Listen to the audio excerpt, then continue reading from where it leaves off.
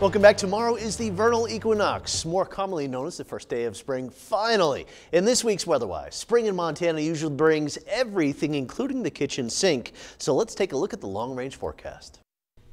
Some guarantees about spring: the temperatures get warmer, the snow eventually melts, the days get longer, big storms still move through, and there's new life and growth.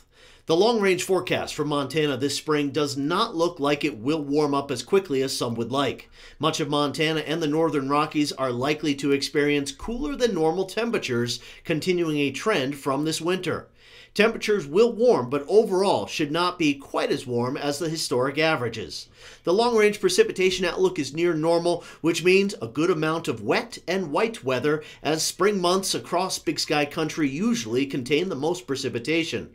Montana's record drought that rapidly developed last spring should continue to improve as well. More of northeast Montana is expected to be removed from drought status. However, nationally, drought that developed over the winter to our south will continue and likely worsen.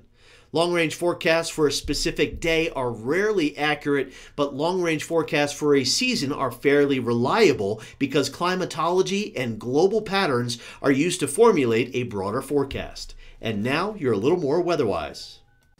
All right, so the final few hours of winter right now, spring arriving at 10:15. It's an exact time because that's when the sun's direct rays cross from the southern hemisphere, cross the equator, and make their way into the northern hemisphere.